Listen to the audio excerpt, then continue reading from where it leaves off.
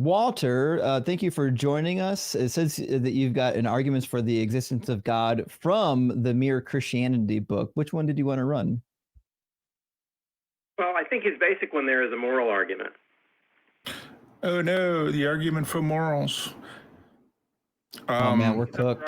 Yeah, it's the argument for morals. So first of all, is what God does moral because it's God, or does God do moral things? I mean, that's kind of the first thing you need to clear up. Well, I think, yeah, it creates an either or there, which both don't work. But if morality is in fact inherently in God's nature, then he's not doing it he doesn't will it to be moral, and he's also not he's not coming under a higher law. It's just part of his nature. Okay, so everything that God does in the Bible is moral? Absolutely, yeah. Justin, you want to... Buddy. Okay. Well, before we tackle this particular claim, let me ask you a question. Like, if it was immoral to sexually assault somebody today, was it immoral to sexually assault them 5,000 years ago as well? That would be true, yes. Yeah, because like if it's immoral to do something, it's not really time dependent, right?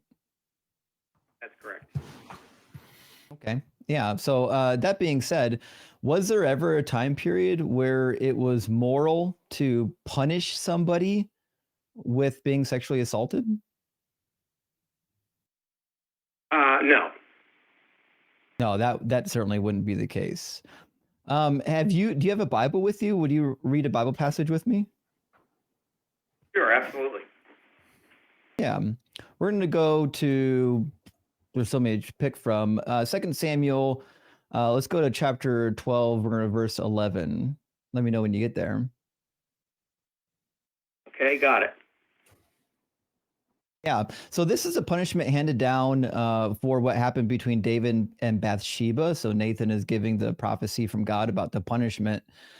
And there are two punishments. One is that the baby born from Bathsheba is going to get sick and pass away. The other punishment, it says this, I will raise up trouble against you from within your own household, and I will take your wives before your eyes and give them to your neighbor, and he shall lie with your wives in broad daylight, for you did it secretly, but I'll do this thing before all Israel in broad daylight.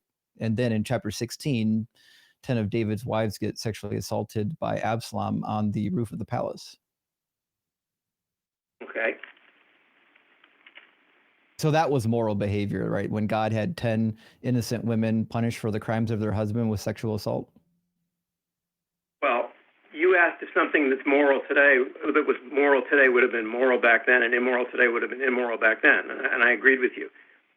But now you're bringing God into the equation, and what God does in a situation is different than what a human being does. So God's morals are different? Yeah, did God sexually assault the women, or who did it? No, but God permitted a sexual assault. I'm sure that the assaulter wasn't seeking to do the will of God. He just did his own thing. But God says he's causing it. Verse 11, he says, I will raise up trouble against you from within your own house, and I will take your wives before your eyes. So God is saying he's the one causing it.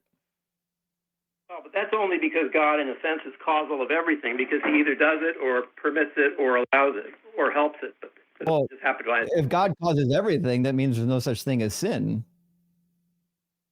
No, it means that when God does it, it's not sin, but when the person who he caused does it, it is sin.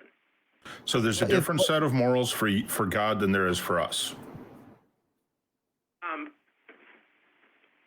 Not so much. That's what I heard. Different set for God. Wait, does God have different morals than we do? Oh, the moral law is something for man. It's something. Okay, but what I'm asking is, does God have a different moral law than we do? No.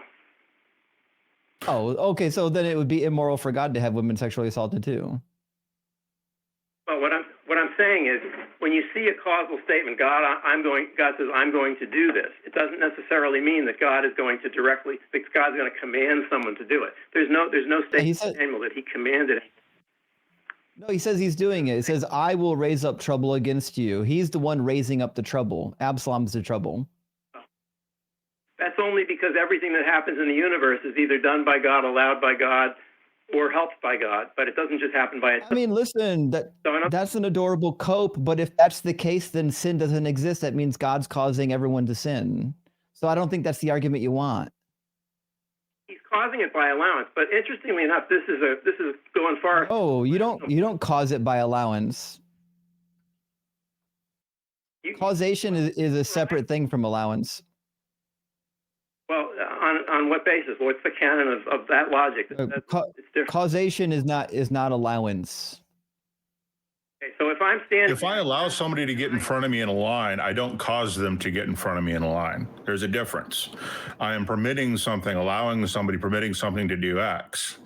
Now, if I allow somebody to borrow my car and they wreck it and cause an injury while doing that, I am not liable because I allowed them.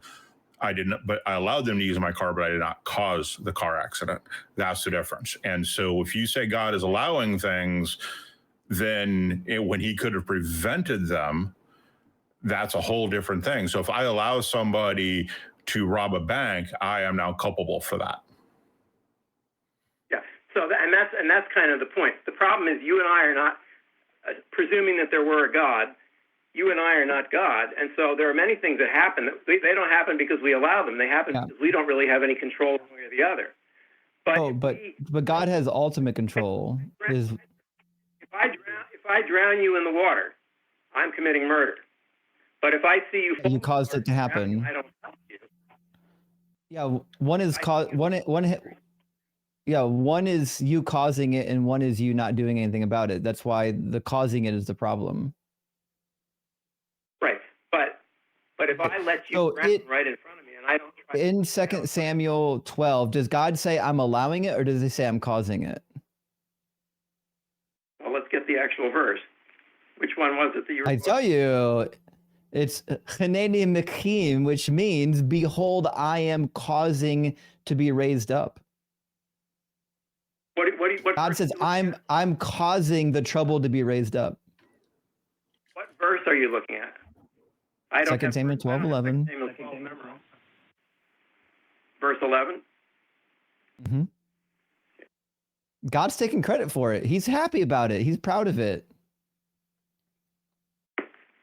I think what's happening there, and again, this is a far cry from my original question, but I think what's happening there is that whereas all kinds of things happen in the world that you and I don't cause, we don't even allow them, we don't even know about them. If there is God and if he's able to do anything, if he allows something when he could have stopped it, he's caused it.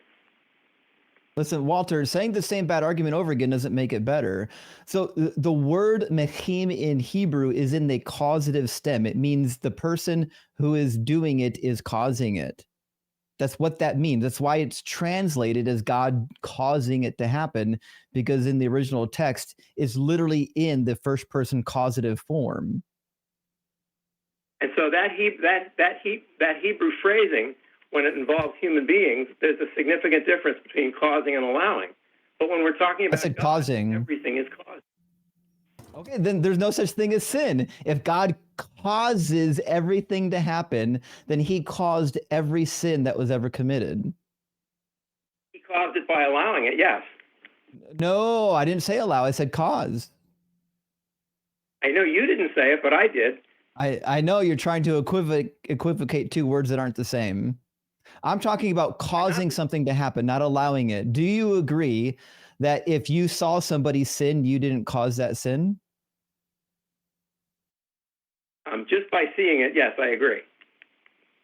Yeah, okay, so just by watching something happen, just by, or even not stopping it, allowing it to play out, doesn't mean that you were the cause of that sin. The person who did the sin is necessarily the cause. Just like when God says, I am raising up trouble against you, God is taking credit for it. Now you're just telling me you hate what God says. You hate the Bible.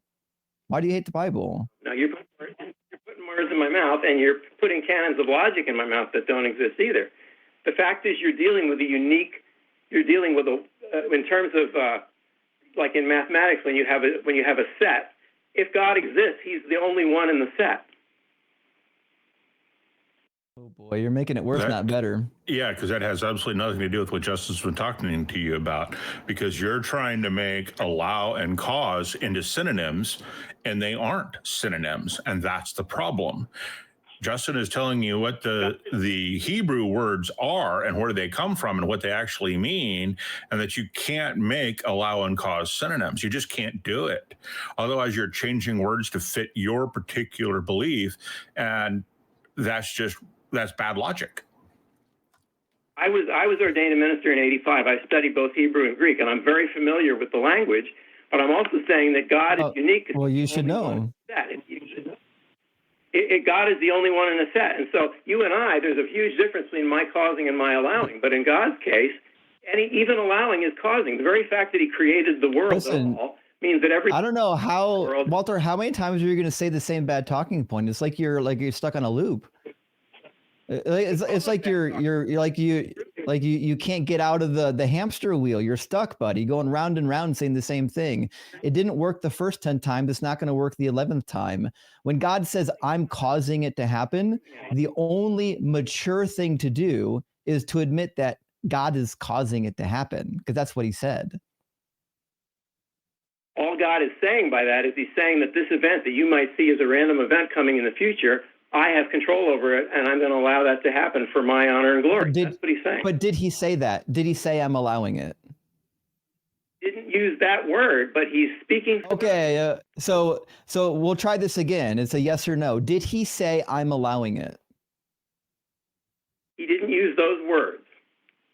Yes or no? Did he say I'm allowing it? No. Okay, what did he say? What were his actual words? I'm causing it. There you go. That means he's causing it. Anything other than that is lying on the book. God said, I'm causing it. And you know how we know that God is causing it? Because it's a punishment. The punishment for somebody's actions, meaning had David not done it, this wouldn't have happened to his wives. The same reason why the child wouldn't have died. It was a punishment that God chose. He decided this is the punishment. Right. But God didn't go and sexually assault anyone. God allowed someone else to commit a sin in a way that acted as a... Doesn't matter. He caused it. So we're just going to differ on the meaning of the word there, but it's not due to lack of Hebrew. And no, we're not. Differ on the meaning of what word? He says he causes it. Okay, but by you saying it over and over again, you're in a hamster wheel too. So maybe we should get to my original question, which is because I'm hoping eventually you'll be honest. Did God cause this event to happen? Yes or no? What Lewis does in that was it God's decision on whether or not this event would happen? You know, Lewis says he's going to prove God without the Bible, and you insist on going to the Bible. It's crazy that you can't actually pay attention. Would this event have happened if God didn't cause it? You can't answer my question. I'm very sorry to hear that. I wish you had... No one even heard your question, Walter, because we're waiting for you to stop running away from 2 Samuel. So would the raping of the 10 wives had happened if God didn't cause it? There's nothing in the world that happens if God doesn't cause it, because God's the first cause. Oh, then again, if that is your point, you're strictly a determinist and there's no such thing as sin. It was predetermined. You keep neutering your own religion. Why do you keep doing this? This is a horrible talking point.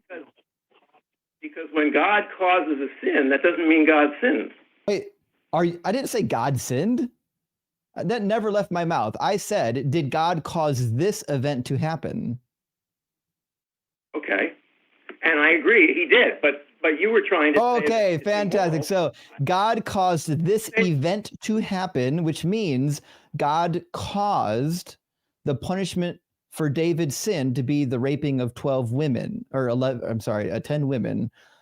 God caused something that you said was objectively immoral.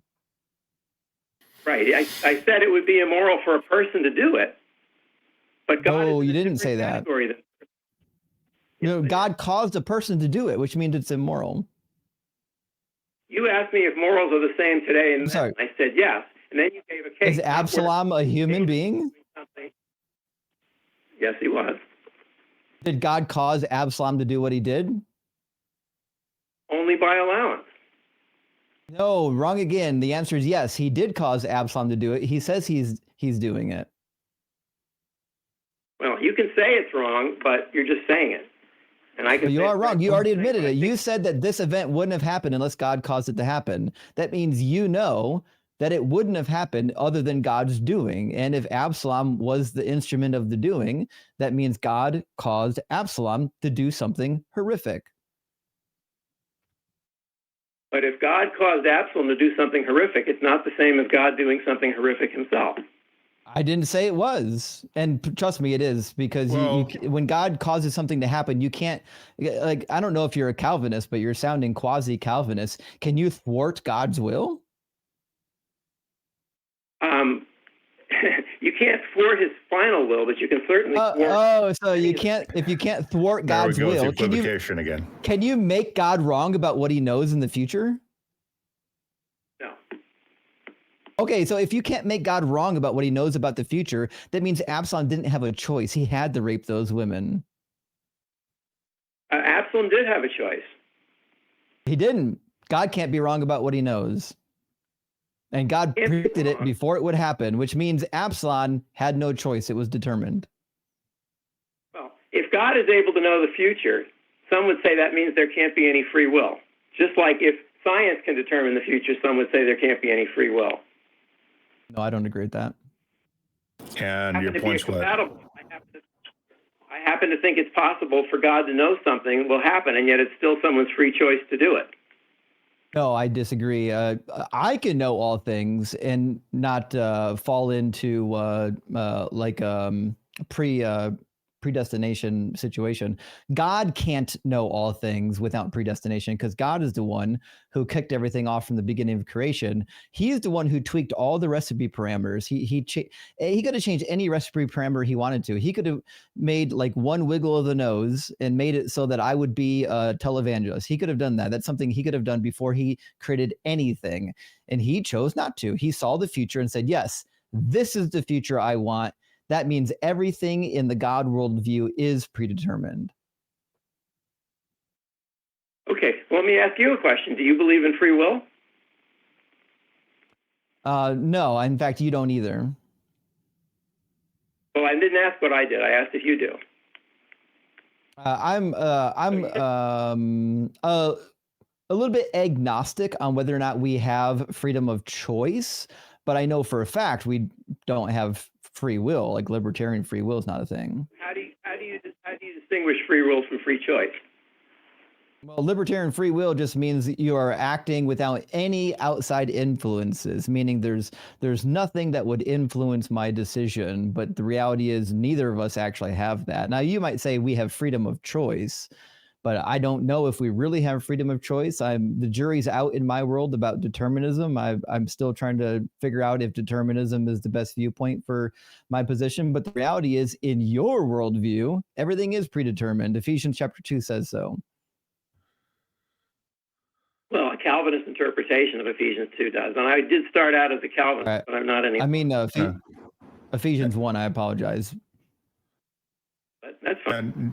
But the only reason... Do you know what the problem with God determining everything is from a moral point of view? Are you familiar with depraved indifference or depraved heart murder laws? Yes, I am. Well, if your God created a world in which he knew people would die and commit murder and do all of the things that we agree are immoral, isn't he then not moral because we look at depraved heart and indifference as being wrong? No, because again, God is the only one in a set. If there is a God, he's the only one. That has nothing to do with it, right? God knows everything. God has the ability to change everything, and God is supposed to be benevolent according to you. Therefore, when God started the universe, he started the universe to kill his own son. No, I don't believe God has the ability to do anything. I don't believe God can make 2 + 2 = 5. That's not what I mean. He can do everything that's logically possible. He's omnipotent. He can do anything that is logically possible. Yeah. So no, he can't square a circle, and he can't make a married bachelor, and he can't do any of those other nonsense things. But what he can do is create a universe where he doesn't have to kill his own son, and yet he didn't and had to kill his own son. Therefore, he created a universe to kill his own son. If he wanted to create a universe where free will existed, then the results and fruit of free will. So he's not omnipotent because he's limited by free will. He limits himself by free will. He's not omnipotent. And you're saying the only way he can change anything is through free will, except that we know that mental states are a thing. So we can tell up to almost 3 seconds before somebody's going to make a decision what they're going to make by looking at their mind. Therefore, everybody's mind is a knowable state. So means that God knows the state of all of our minds. He knows what will have us make certain choices and what won't. He knows what will allow some people to be serial killers and some people not. And he made a world where that's not possible. And he made a world where his son died, therefore he killed his own son. So you're taking a different position than your partner on the issue of free will. You're saying that the jury's he's kind of saying the jury's not in yet as to whether or not it exists. You're quite sure it doesn't exist. That's what I'm saying. That's my opinion. I don't know if determinism is a view. My view on determinism isn't. I'm not speaking for Jim when I do this. Right. And to be clear, if you someone who is a serial killer generally has some sort of defect in the brain. So free will doesn't even enter it. In fact, you could make some psychologists may, and I don't know this for sure, may make the claim that it is not free will, that they don't have free will to not be a serial killer. But either way, it's a problem with the brain. It's physical. God knew that would happen. God is at least responsible for every serial killer. God knows every possible brain state. He knows what choices we're going to make and why, and created a universe knowing all of this where he had to kill his own son. Well, first of all, I don't believe he killed his own son. He allowed his son to be killed by people. Yeah, depraved indifference. It was prophesied. It had to happen. Jesus said so. He said he had to get betrayed and handed over to fulfill the prophecy. That's where God and us are different. Whereas you and I could be charged with depraved indifference in a court of law, God could be charged with depraved indifference for anything that ever happens anywhere because he knows everything. Bingo. Fucking A. We agree. Yeah. Yes. The buck stops at that serial killing maniac. Yeah, you're right. God is not moral. There's your moral argument. It's dead on arrival because God is not moral. But you want to know why else it's dead on arrival? We can get into some science if you want. No, that's all right. That's all right. I'm kind of curious as to why you guys don't want to address Lewis's argument. Perhaps neither one of you. I do. Go ahead and give it. Give me the argument from top to bottom. We'll address it. Oh, he starts out with the fact that we seem to all have a sense of right and wrong, and then he tries to go through various theories as to what causes that, and he ends up saying that there is no real theory other than belief in God. Yeah, so Lewis lived in the early 1900s. He didn't know what we know today about biology. And what we know today about biology is that behavior that we call moral exists all throughout nature, right? So scientists have taken rats and they've taught rats that if you do this, you get a reward. Then they taught the rat that if you do this, you get a reward and you'll harm this rat you don't know. 100% of the time, rats won't harm that other rat, even if they don't know him. Something humans don't do. So in this one respect, rats are more moral than humans, right? Because they do the right thing every time. So that's a problem. Chimpanzees and dogs understand that if they do the same thing and don't get rewarded the same, they will get jealous. They understand that is not fair. So we see moral behavior there. We see moral behavior in everywhere, right? And so we even see more the beginnings. I won't say very beginnings of moral behavior in bacteria, where two strains of bacteria will cooperate. One will decide to cheat, and if the other one detects it, they will stop cooperating with them. It's really, really basic. And I hesitate to even call it morals because it's kind of just the basics. But we see this throughout nature. And the reason we see it throughout nature is because cooperation is a survival strategy. And if organisms are going to cooperate, they have to have a certain set of rules. They have to be able to trust each other. That's where morals come from. So he was completely wrong. And what he knew then is not what we know today about behavior across the spectrum. That's the problem. Well, first of all, I think you're anthropomorphizing animals. Nope. Like I said, you go, I could actually provide you the research if you give me a couple minutes. But the rats research, there's a research on chimpanzee, not chimpanzees, it's another monkey, and the understanding of fairness. You can do, if you have two dogs, get them to do the same thing, give one a better reward than the other, see what happens. They've studied meerkats. Meerkats will, in many cases, make a loud noise to warn somebody of predators. Some people think that actually will attract predators and make them more liable, but since they're the first ones to see it, they may have gone in. But we see behavior that we would call moral everywhere, and that's not anthropomorphizing animals by any stretch of the imagination. That's just behavior that we see. I mean, what else would you call it when a rat refuses to be rewarded for punishing, for not punishing, but for causing harm to another rat? Is that moral behavior? What would you call that behavior? I would just call it behavior. I don't know what to call it because I can't get inside a rat and know how a rat thinks. I don't. Who cares? I mean, humans do the same thing. Does it matter what they think? Well, let me just, for sake of argument, say that your argument's correct. Lewis does address that. You're saying he didn't address it, they didn't know that. He definitely addresses the cooperation theory, the theory that the so-called moral law is not divine, but it's just that we've learned as a society that it makes more sense to behave in certain ways. He addresses that argument. But the problem is then you end up with something like, if that's all just a very complex form of survival of the fittest, then what about somebody who willingly gives up their life to save someone else? That makes no sense in a survival of the fittest context. Actually, so I think you're using survival of the fittest incorrectly. Fittest does not mean someone who can go and do CrossFit or anything about physical fitness. It does mean about adaptability to their environment. So it's a fitting into the environment. But yes, actually, we will see, dogs have sacrificed themselves for humans before. They've sacrificed themselves, sheepdogs, throw themselves in front of wolves. So to say that we don't see that and that's not moral behavior, that doesn't make any sense to me.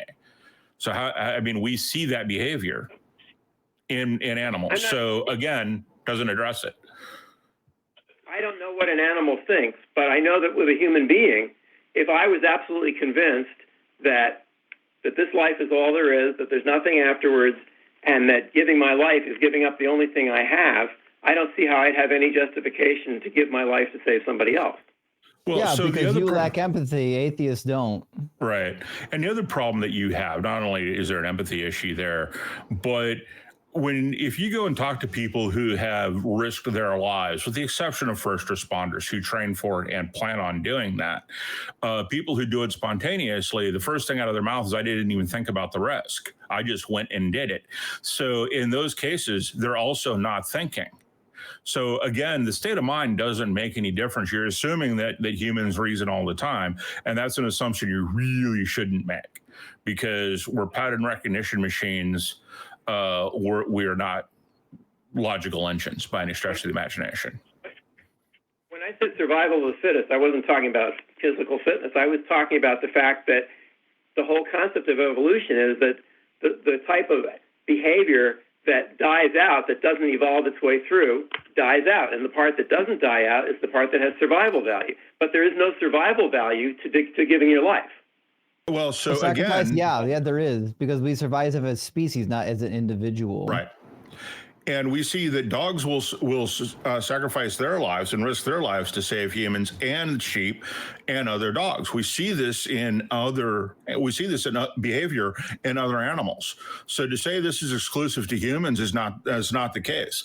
There is no behavior we humans do that we don't also see in other animals to one degree or another. Well, that would be a whole other point that would take a while to follow through. But basically, I think that whatever animals do or don't think, we think. We're capable of thinking. And we don't do it all the time. Yeah, we don't think all the time. Sure. Right? Because we're pattern recognition engines, right? So there's a part of our brain that does just that. But when we actually try and think, let me back up. If I say 2 + 2 equals and you say 4, you didn't do the math, your brain recognized the pattern and came up with the answer. Now, if I say what is 5 billion times 3 billion, oh, yeah, that's easier. You're still going to say 15 billion because you're going to recognize that pattern. What's the square root of 5,532? Now you're going to actually have to think about it. Thinking is a high energy thing, which is why we don't always do it. And we also know that humans will sacrifice themselves without thinking, because we know this from people who have rescued others, who have come back and survived it and said, I didn't even think about the danger, I just did it. So again, the thought process has nothing to do with this. Right, but I'm now talking about a situation where there is a thought process, where you're not doing something instinctively. And okay. When you say that survival of the fittest can involve being willing to give up oneself for survival of the species, I say that makes no sense in an atheistic context. Because sure it does. It's basic evolution. What are you talking about? It's basic evolution, dude. Yeah, are you telling me that atheists, to be sure, Walter, I would die for my child in a second. There's nothing I wouldn't do for my child, even if that meant giving my life for my child. That directly allows my child to continue living when the parent has that biological factor built in that allows them to self-sacrifice for their own children. It's wired into us because it helps us survive. So you think that if you would sacrifice for your child, it's just because it's wired into you? I think that's part of it. Yeah, I think a lot of our behaviors are developed through evolution. But you don't think it's a moral thing. So let's say if you sacrifice yourself for your child and some other father says, forget it, I'll let the child go and I'll look out for number one. You don't think your behavior is more moral than that person's? Well, I would subjectively disagree with them. I would say I don't agree with that opinion, but I don't believe in objective morals, which is actually the end point of the conversation you want to get to. You want to use C.S. Lewis's argument for objective morals, but I know for a fact that you can't demonstrate that objective morals exist. But then, so when you say that you would, in a second, give your life for your child, that's not objectively right. That just happens to be your choice. That's my decision. Yep. Yeah. So it's a behavior we call moral, right? There's no such thing as morals. There's behavior we call moral, and there's behavior we call immoral. But it's just behavior. Because as soon as you take that behavior, that willingness for a parent to sacrifice his child, and we apply it to any other animal that does the same thing, you're going to say that doesn't count. And the only difference is humans doing it versus animals doing it. And so that's the exception you're making. I think the difference is that animals are doing it by instinct, and human beings are making a choice. Well, again, now you made that point before, and I've already beaten that point to death, right? Not everybody thinks, and mental states don't matter. What matters is the behavior. Yeah, it's clearly a combination of like evolutionary instincts and maybe a little bit of thought processing. But for most people, like I wouldn't think about it. Like if my child was in danger, I wouldn't be thinking, oh, should I do this thing for my child? No, I'm just going to go do it. It's just wired into me. Not everybody has that, by the way, but I know that I do. But let me ask you a better question, because I feel like we're going round and round on this particular point, and I don't think it's going to lead us anywhere. Walter, do you have an argument that would end in morals being objective? I could say yes to that. Yeah, I'd love to hear the argument. Well, I think he presents the argument. Again, I just think he does it. I can do it fairly well, but I think he does it a lot better. He presents the argument that we all, have a sense of some kind of a moral law because we hold each other accountable, and we don't then say, oh, to hell with your moral law. We say that wasn't fair, you cheated, that wasn't right, why did you take my seat, why did you step on my foot? And we don't what say, has that to do with I, objective morals?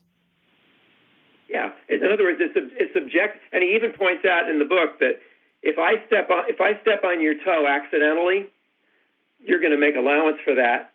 But it's very different than if I step on your toe deliberately.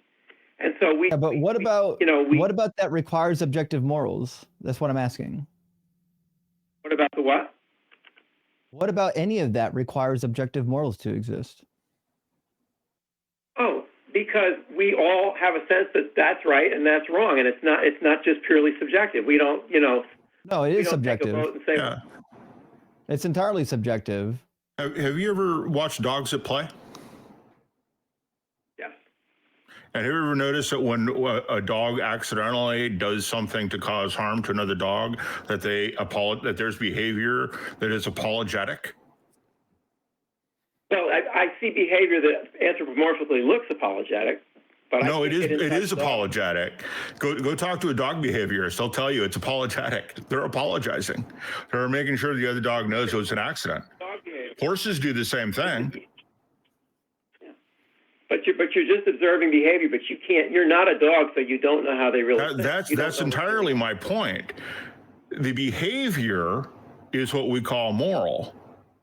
There's nothing as moral. There's only behavior, right? You're cutting out the special case for humans, that humans are doing something, but animals do it too.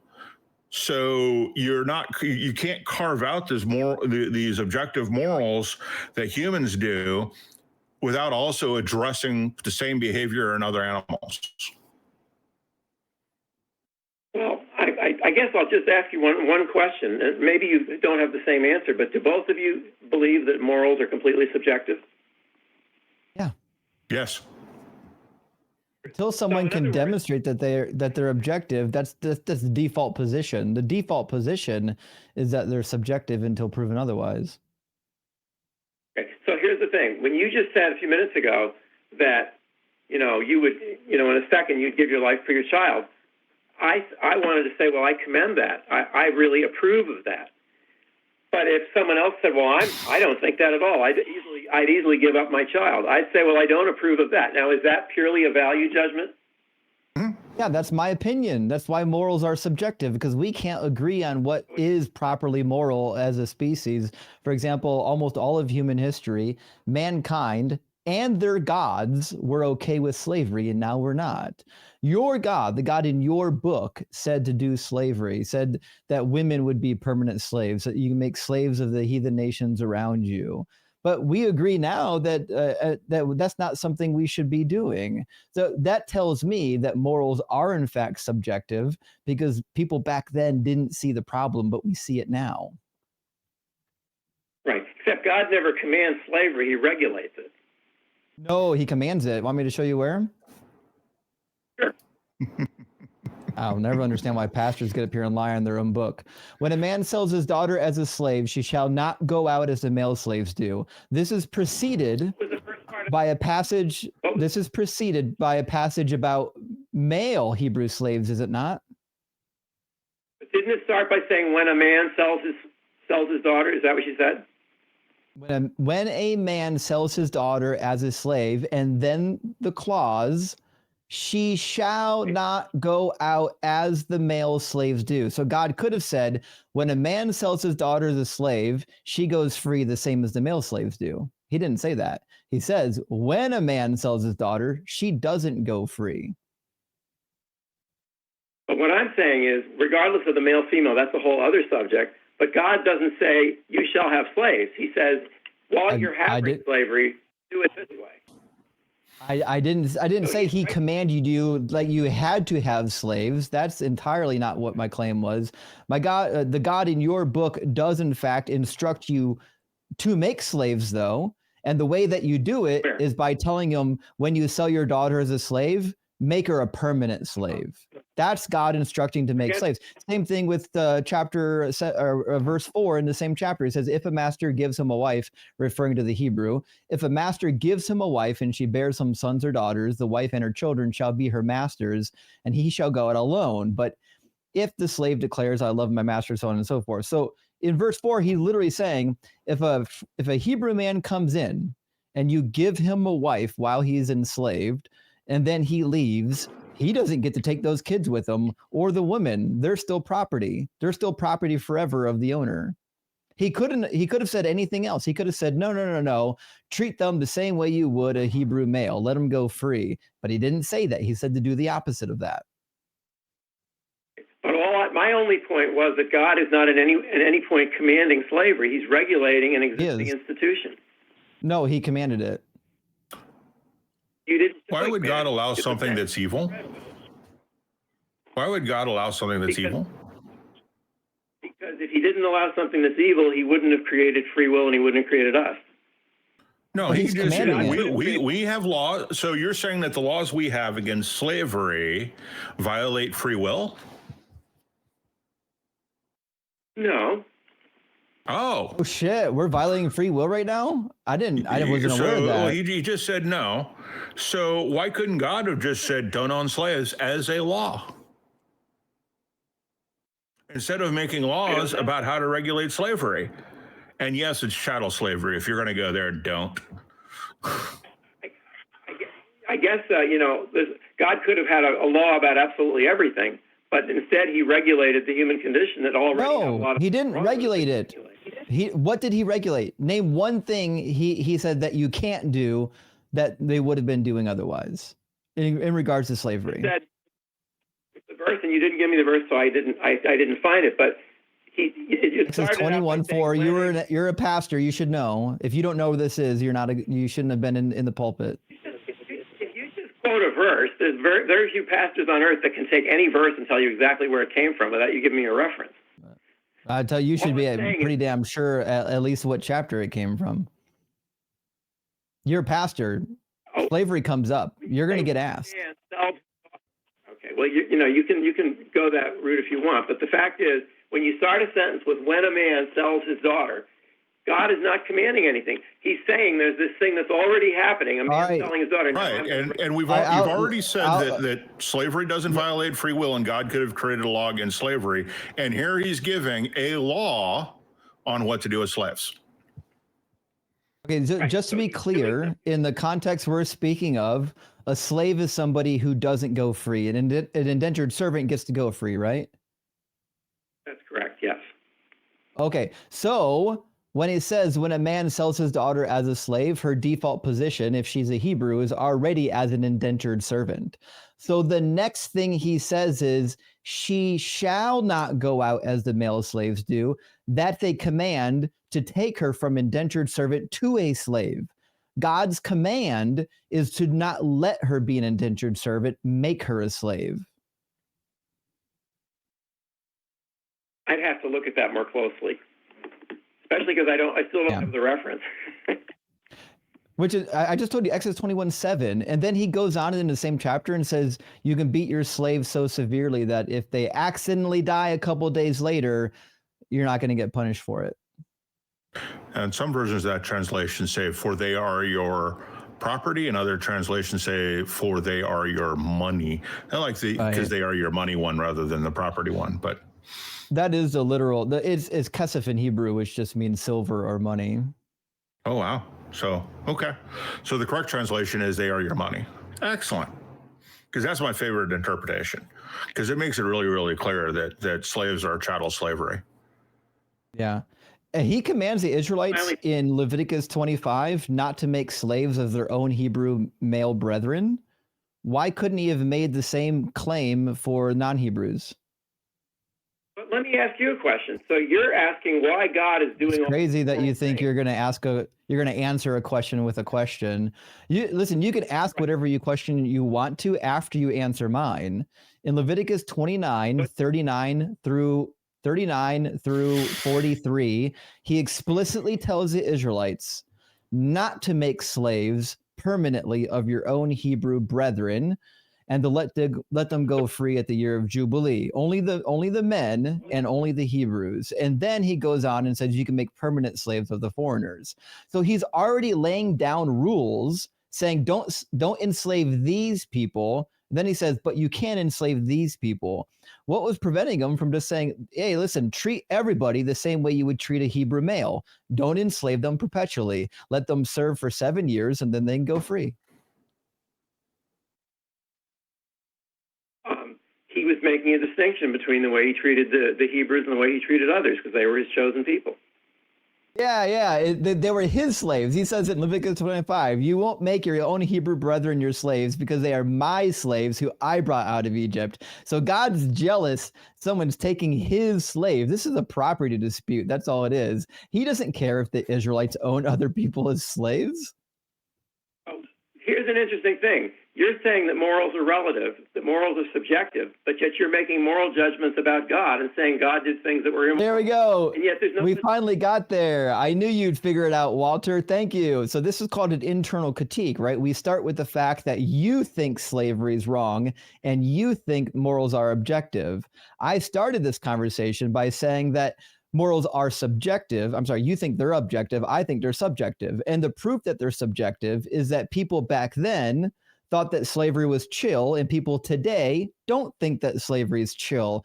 I'm on the side that doesn't think that slavery is chill, which proves morals are subjective, not objective. But if they are objective, you've got a problem because your God said to do slavery, and you think slavery is wrong. Except that you left out another possibility. I'm all ears. Okay. And the thing is, I'm watching this on YouTube, and there's a delay, so I've got the sound down, but I'm watching you, but you're not speaking in terms of the words. The other reason to look at it is that slavery. I'm against slavery, but I'm not against it for moral reasons. I'm against it for technological reasons. So you don't think that slavery was morally wrong? I don't think it was ever morally wrong. But I'm all in favor of abolition because I think. Do you know what I think was the ultimate cause of the downfall of slavery? The invention of the printing press.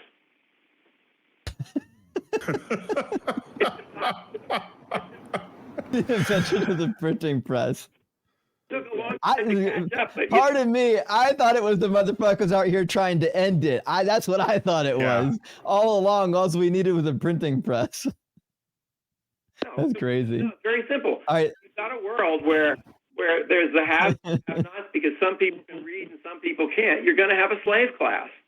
But when you have a world where everybody has the ability to read and that's a leveling process. I think that the printing press was an inherent leveling process, and it just took a while to catch up and give us abolition. We had it in England before we had it in the United States. Yeah, because everyone could read. Yeah, that's what happened. It still sounds like you're making a moral argument, Tal, right? Because you're still saying that slavery was wrong, and you're just saying that we had slavery because education was different back then than it is now, and so now it's immoral to enslave educated people. I'm not saying it was ever wrong. I'm just. But you're saying it's wrong now. That's my point. Is you are in fact saying it's wrong. I'm saying it's pragmatically inexpedient. That's why I'm all in favor of abolition. I'm glad we had it. Pragmatic for what? Right. So we should go and find people on the planet who are uneducated and enslave them. That you're saying that is okay.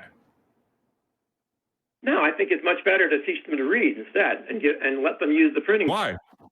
But would it be wrong in your worldview? Would it be wrong if we own slaves? I don't think it's morally wrong. I just think it's. Okay. I don't think it's necessary, and I'm in favor of having legislation against it. Because everything that God commands is permissible, right? Everything that God commands is permissible. Yes. Right, yeah. So like if God said like you can go and execute these infants, it would be good to obey God.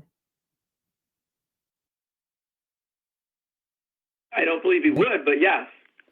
I didn't ask you if he would. First of all, we know he would. 1 Samuel 15:3 says so. Deuteronomy chapter 12 says so as well. Chapter 20, I'm sorry, says so as well. So we know he would. Okay, so if God did tell you then, he said, Walter, I need you to go and burn down this orphanage over here, it would be good to obey God? He wouldn't, but yes, it would be good if he did.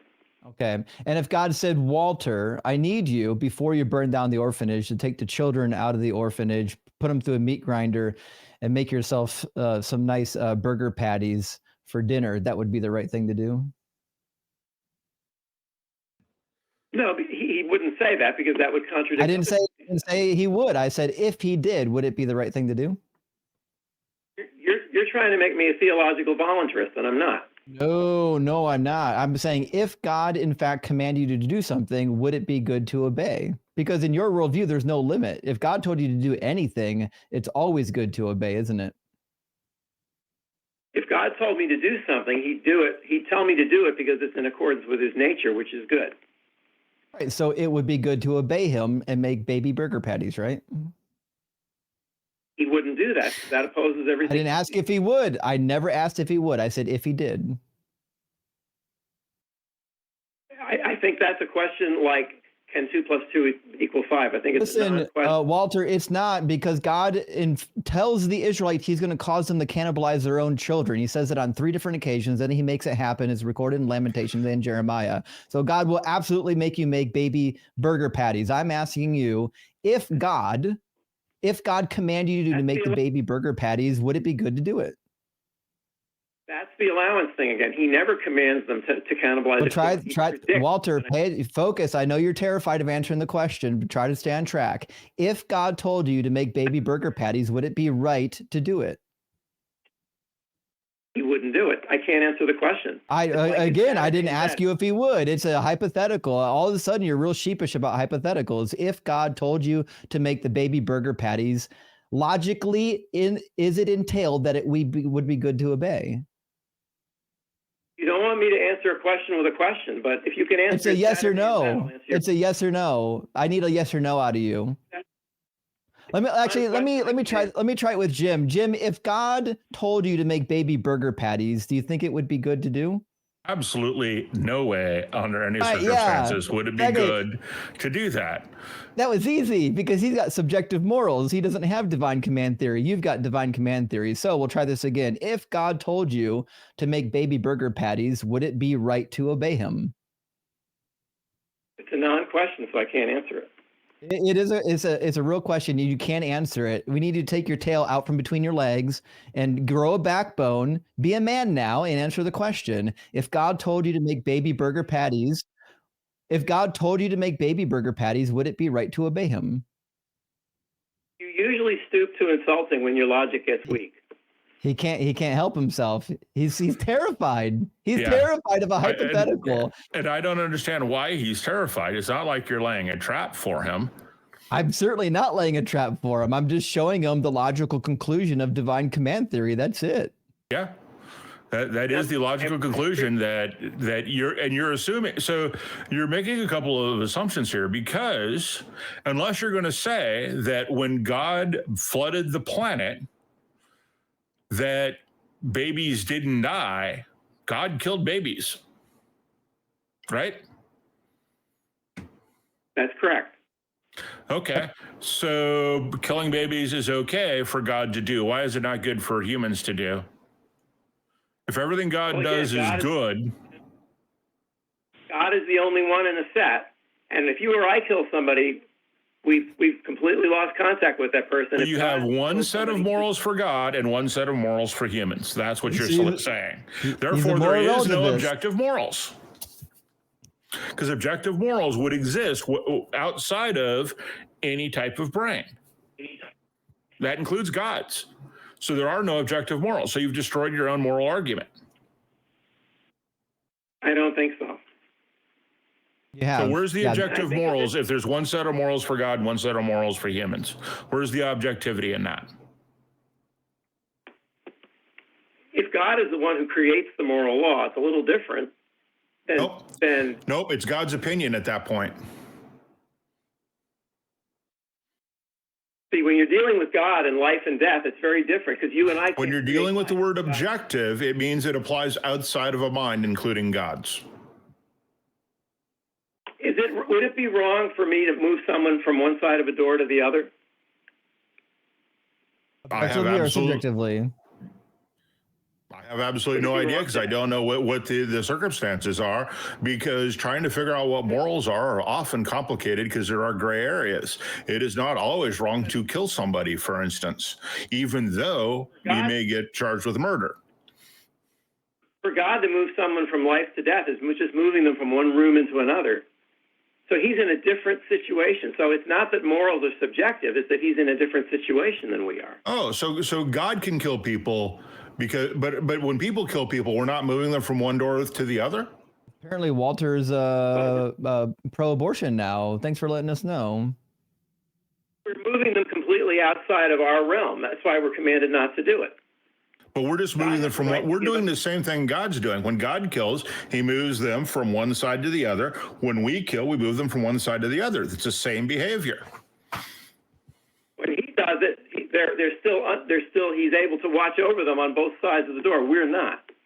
So he's not able to watch over people on both sides of the door if we kill somebody. That's not what I said. I said we're not able to.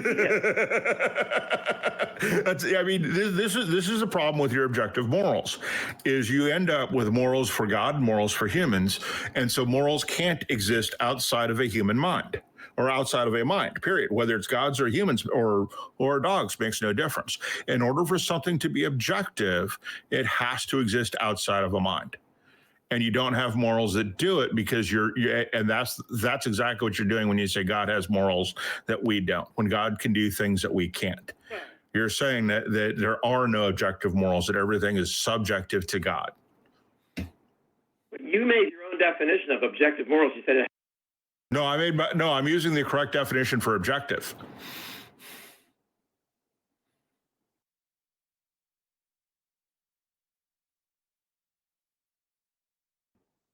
Walter's connection give out? I don't know. I still show him is on call in studio. Do you? Says he's there. Did he mute himself? He might have. Maybe the Lord finally got embarrassed with the conversation and took him. Yeah, well, that's the problem with the moral argument, right? Is you can't. It looks like he just dropped. Not sure why. Yep. I took care of it. So we've got time for one more caller. I'm going to read some super chats real quick. But also remember, on any baby paste edible example, Jeremiah 19:9 is clear. God says, "I will make them eat the flesh of their sons and their daughters." God is more than happy to cause people to cannibalize their children. So yeah, saying God wouldn't tell me to do it just means you haven't read your book. It's okay. We're used to it. Christians don't read this thing.